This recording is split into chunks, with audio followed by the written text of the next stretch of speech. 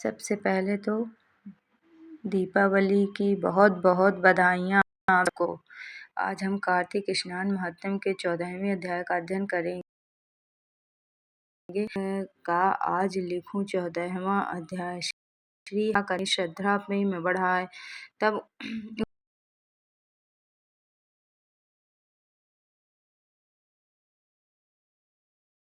उसको आरंभ किया। तब भक्तों की कामना पूर्ण करने के लिए जी को बुला से उनको कहा, हे बुलाकर उनको वहां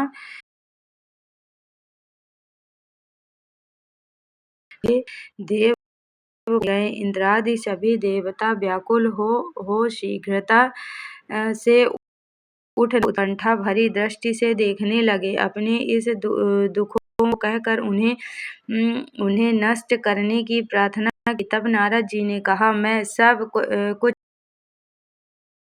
दैत्यराज जलंधर के पास जा रहा हूँ। ऐसा कह नारद जी देवताओं को आश्रित जलंधर की सभा में आए। जलंधर ने नारद के चरणों की पूजा कर हंसते हुए कहा, हे ब्राह्मण, कहिए आप कहाँ से आ रहे हैं, यहाँ कैसे आए? मेरे योग जो भी सेवा है उनकी आज्ञा दीजिए। प्रसन्न होकर बोले, नारद जी प्रसन्न होकर बोले, हे महाबुद्धिमान, तुम धन्य हो। मैं स्वेच्छा से कैलाश पर्वत पर गया था। 10,000 योजनों में कल्पवृक्ष का वन है।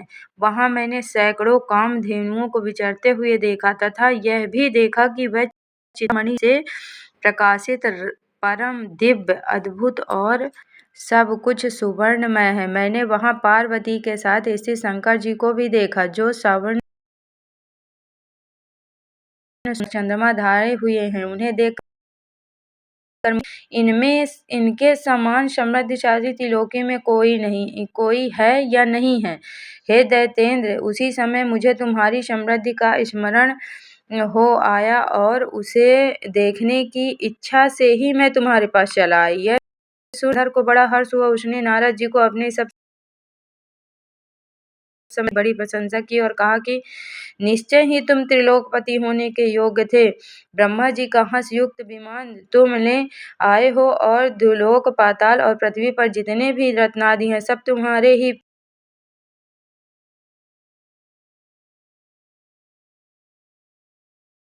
पास है। मणियों और रत्नों के ढेर भी तुम्हारे पास लगे हुए हैं। इससे मैं बड़ा प्रसन्न हूँ।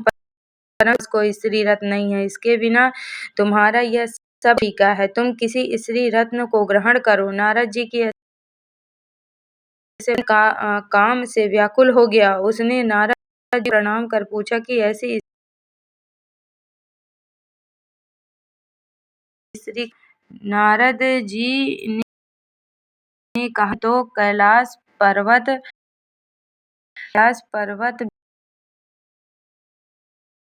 में पत्नी देवी पार्वती बहुत ही मनोहर है। उनके समान सुंदरी मैं किसी को नहीं देखता। उनके सब रत्न की उपमा तीनों लोकों में नहीं है। देवर्षि इस दैत्य से ऐसा कहकर दैव कार्य करने की इच्छा से आकाश मार्ग में चले गए। बोलो तुलसा मैया की जय।